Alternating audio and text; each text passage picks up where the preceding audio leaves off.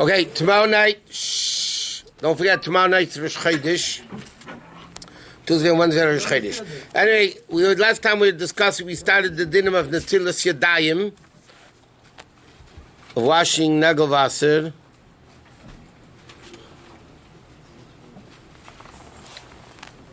Okay, last time we were discussing the dinner of washing Nagelwasser.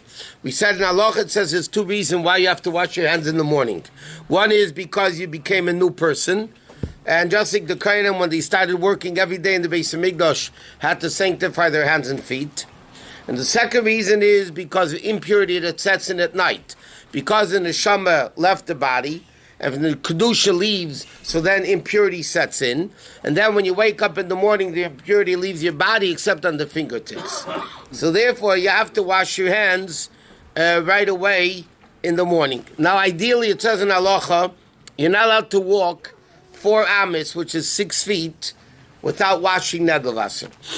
Therefore, the best way of doing it is that you have Nagelwasser, a pail of water, near the bed, that you don't even have to walk anyway. You just while you're laying in bed, in fact, is the best way of doing it, to wash your hands even before you get off the bed.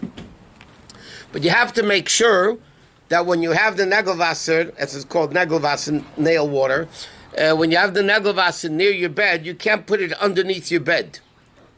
Because underneath the bed is an impure spirit. Therefore, according to Halacha, you don't put food under a bed. You don't put things that you want to eat under a bed, because halachically there's a ruach ra, there's an evil spirit that sets on the bed at nighttime, and therefore you want to make sure that there's nothing there. So if you put the Nagelwasser under the bed, so then the water becomes impure. So if the water becomes impure, then you can't wash your hands with it because it's impure water. So therefore, the best thing is to leave it next to the bed. You wash your hands, preferably, it says in Kabbalah, even without even getting off the bed. But many people are lenient in this. Why are they lenient? Because in many laws, the whole house has a law like 4 amis. In many dinim, the house is a din of 4 amis. So therefore, if you're walking from your bed to the bathroom, it's less. If the whole house is 4 cubits, halachically, then walking to the bathroom is not 4 cubits. But again, the best thing is halachically to have, and definitely kabbalistically, is to have the Nagelwasser near the bed. Now, the only way you get it off is when you wash your hands alternatively. In other words, you don't wash like for bread 1, 2, or 1, 2, 3, 1, 2, 3. You have to wash 1, 1, 1, 1, 1, 1. Ideally, the proper way of doing it is to wash your hands until the wrist. To wash your hands until the wrist, because that's where the tumah is. If you can't, for whatever reason, you have to wash at least to the end of the fingers.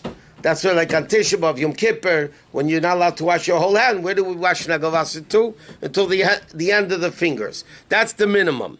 But ideally, a person should wash the entire hand until the wrist. Right. What?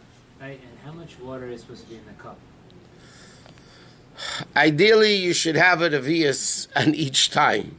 Each set or each? Ideally, you should have a revius. But that's, if you wash, especially the initial Nagelwasser by the bed, we're going to discuss soon the proper way of doing it.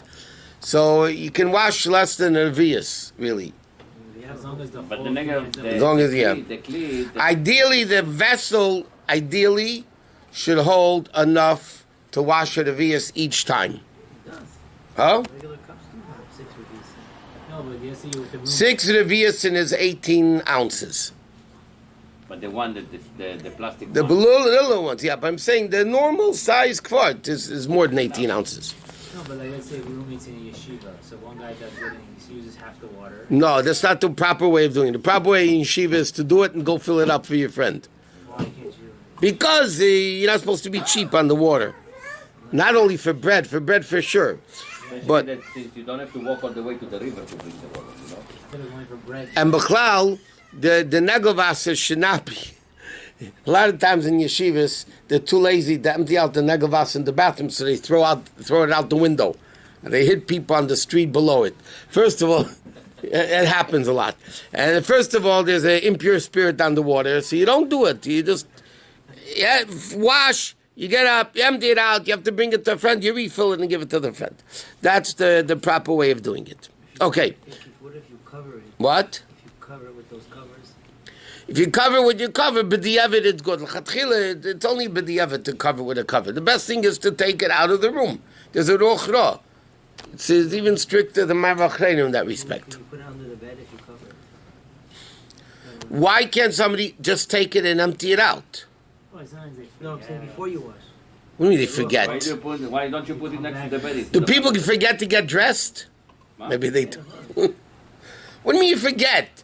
If you have a disciplined way, this is the way you do it. People are creatures of habit.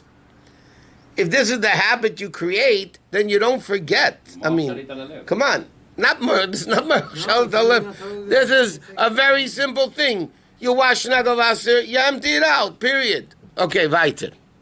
Now, how do you do it? You take it, again, if you're a right-handed person, you take the cup in your right hand, you give it to the left hand, you wash the right, left. If you're left-handed, you pick it up in your left, you give it to the right, and then you wash your left hand first. That's the way Tzemach Tzedek holds washing for bread and negelwasser. If you're left-handed, you wash your left hand first. Now, besides this, then when you're supposed to wash your face, you're supposed to rinse your mouth. This is all brought down Shulchan Aruch. You have to wash your face because we're created in the image of God. So the face is in the image of Hashem, so you want to make sure that it's clean. You want to make sure that when you rinse your mouth, except on a fast day, that you rinse your mouth because when you mention Hashem's name, you want to do it with cleanliness, not with the the gook in the mouth, whatever you want to call it in any language. But you have to make sure to dry your hands and dry your face. If you don't dry your hands and dry your face, it's kosher l'shikcha. It makes you forget you're learning it. But ideally, the proper way of doing things is like this. Let's discuss the proper way and the practical way of doing nagavas in the morning. Near your bed, you wash nagavas. You don't make a bracha. Then you get dressed. And you go to the bathroom. And you wash your hands and face. I'm not talking about showers, showers before, after, make whatever. But I'm just talking about in halacha what you should be doing. And then after you're completely dressed, and you washed your face and you rinsed your mouth, then you go over to the kitchen sink, and you wash again properly. And you wash again negel vaser properly, and then you make the bracha, the tilas yadayim, and asher yotzar, and all the other, the morning brachas. Now, you have to make sure when you wash the water that you wash by your bed, because if you wash by your bed and then you wash by the sink doesn't have that ruach ra because you already took it off with the first washing. But when you wash your hands, you have to make sure that water should not be poured in a place where people walk. Because there's a ruach ra, there's an impure... But in the sink it's okay, no? Yeah, in the sink it's okay. Or the toilet, the sink, it doesn't matter. Now, you're not... It's not so bad, you wash them off. Okay. What happens if the negavasa spills in the room? It depends. If you're a father here in shul, you just let it all over the place, with the eggs on the floor and everything else. That doesn't matter. If you do it, you dry it up. Ruach rod, you can't... Because you dry it up. You cannot dry the carpet. Huh? You want it soaked in your carpet. Well, it's worse. They put Buy a new house. People that are clumsy and spill everything, I would suggest they get a plastic vinyl piece next to the bed. Make sure it's very big, okay? And that when you spill it, at least it goes onto the vinyl rather than the carpet. And Rabbi, Halacha says to wash your face and mouth. Did it tell you a certain amount? You also need to use your face and mouth? No. Then it's clean. Okay, before you wash natil, this is very important din. Before you wash nagavasa, especially we're talking about the first nagavasa by the bed, you're not supposed to touch your mouth, nose, eyes, ears, private parts, food, okay? Because of the ruach ra, it says you don't want to touch any parts of the body which are concealed, number one. Plus, you don't touch your mouth, nose, eyes, ears, private parts, or food. What? In the middle of the night, your eye itches. You have to wash them. Then They're makel with the middle of the night because the question is when is the obligation of we'll get to that a little bit later when the actual obligation is just yadayim much, but you're not allowed to touch food before you wash hands because there's a ruach ra. Now there's an evil spirit on the food. So now there's a very interesting thing in halacha and in Kabbalah, obviously. So l'chayda, you have a housekeeper. She doesn't wash nagovasser. Yet she comes and she prepares your food. So why isn't there this evil spirit on her hands? Because she's touching the food and she didn't wash nagovasser.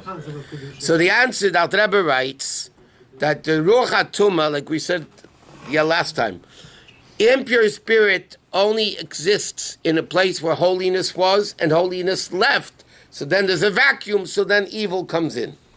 By Goyim, it doesn't matter. And therefore, the Alter Rebbe says an interesting thing in Shulchan Aruch. The Alter Rebbe says people are lenient even with kids under bar and bas mitzvah. That if a kid under bar and bar mitzvah touched the food, it's not so bad. Why? So the Alter Rebbe over here says in the beginning of Shulchan Aruch, because when does whole evil sets in where there was holiness and holiness left? When does the neshama, which is the kedusha, come into the boy or girl? So the Alter Rebbe says it comes in actually in stages. The Alter Rebbe writes the gemar knisis, the neshama, the complete entering of the neshama in the body is bar and bas mitzvah. In other words, it comes in, neshama comes in the stages: conception, birth, bris or naming, depending if a boy or girl, and then it comes in ultimately in bar and bas mitzvah. So the Alter Rebbe also writes that because the primary entering of the neshama is a bar mitzvah, so you could be makel. But again, even in that, the Alter Rebbe writes it's better to be machmir that the kids. But if kids touch it, it's not as bad as when adults touch it. But that's why, by the way, even little kids have to be educated. They wake up in the morning, they need to wash nagovasser because you don't want them touching anything in food. Gloves, it's not an issue, right? Huh? If you wear gloves, it's not an issue. Yeah, but people don't walk around with gloves all day. No, I'm saying But there's another interesting shaila. What happens if they did touch the food? Can you eat the food? A guy didn't wash nagovasser and he touched the food. So what's the din? Can you eat the food or not? So many poskim in halacha write, up halacha you're allowed to eat it. You are allowed to eat it. Some people are machmir, but many poskim write up, Many poskim write up halacha you're allowed to eat the food because it has a ruach ra, but it doesn't forbid the food. And many people are machmir that they don't. A lot of times you have issues that people fall asleep at night, and there's stuff under the bed. They didn't realize there was food, packages of food. You know, if you have empty space under the bed, if you're tough in closets and everything, you know, so people put things under the bed. So a lot of people are makel if they're packed, if they're covered, you know, if they're wrapped in a bag and it's closed. It's a very interesting shaila, by the way, brought down in Poskim. You ever go on a plane at night? You take an overnight flight from here to New York, let's say, or to Snow, wherever you're going. And you put your food in the seat in front of you, under the seat, overhead bins, or in the seat in front of you. Okay, so normally the food that you're going to be eating on the trip, where do you put it? You don't put it in an overhead bin, because then you have to get up. So you put it in the seat in front of you, under the seat in front of you, right? Under the seat in front of you. So the question is, a guy sitting on that seat. You should wake him up. And they're sleeping on that seat overnight, right? It's funny, you go on a plane, everybody seems to sleep except me. I don't know.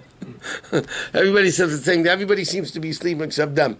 So, l'chayr, is there a problem with putting food under a seat of the guy in front of you if they fall asleep? It's an overnight flight, they're going to be sleeping, it's night and sleep. So the Bill the Poskim write that it's not a problem because not a bed. It's not a big problem. If a person takes a nap. When? In the afternoon. During the day, this doesn't apply. This ruach ra basically applies night and sleeping. I'm saying if he sleeps, takes a 2 hours nap. I said night and sleeping. So what does that mean? You asked me if he sleeps during the day. Right. Sleep at night. I said Night. what really makes the Ruach Ra is sleeping at night. Oh, So, that's Rabbi, on an airplane, it's not considered a full sleep, so you don't have to do. Why isn't it full sleep? It work at night. Well, when you wake Doesn't have up, a so you have to problem. A guy sleeps at night more than a half an hour. It's a full sleep. So you have to do megavasser in order to move on an airplane. The pearl the makel in it, but when you get up in the morning, you should wash it on the plane. If you have an overnight flight, then when you get off the plane or on the plane, you can't wash nagavasa really. Yeah, But you if- can't but if walk it's a to goy, walk it's off not a the- problem. If not a guy, but you don't know if it's a guy. It might be a religious Jew in front of you. So, No, it's so not- basically, if somebody work at night, he doesn't have to and sleep during the day. He doesn't have. No, he has to wash nagavasa in the morning anyway. Like a person's up a whole night. You have to wash nagavasa anyway. Why But do when you he have- sleep during the day, does he have to prepare the negavata? The sleeping during the day, the minig is you don't prepare nagavasa, but if you slept more than half an hour, the minig is you go to the sink and you wash nagavasa without a bracha. Why can you walk more than Dalit Amos when you wake up in the morning on an overnight flight to go wash in the bathroom? Because it's not a bed, it's not a bedroom, it's not a proper sleep. It's a leniency. But when everybody's going to bring... I had a relative, a very firm relative, that when she flew on a flight overnight, she had a negavasa thing with her. She had a negavasa. I've never seen it beside that lady that was an aunt of mine. But besides that, I've never seen it. No. I've seen Chassidish Yidden fly on a plane and they didn't have negavasa near their seat. If you wake up in the middle of the night, you're planning to go back to sleep. You still wash and you go back to sleep? Yeah. Good. Yeah, without a bracha though. You still... Yeah, it's a big problem with nursing mothers. Then they get up a few times in the middle of the night. Ideally, they should wash nagavasa before they nurse the baby if they slept for half an hour. But a lot of people are lenient because, again, it's not a full night's sleep, whatever. But the proper thing halachically is that they should wash nagavasa properly. Okay.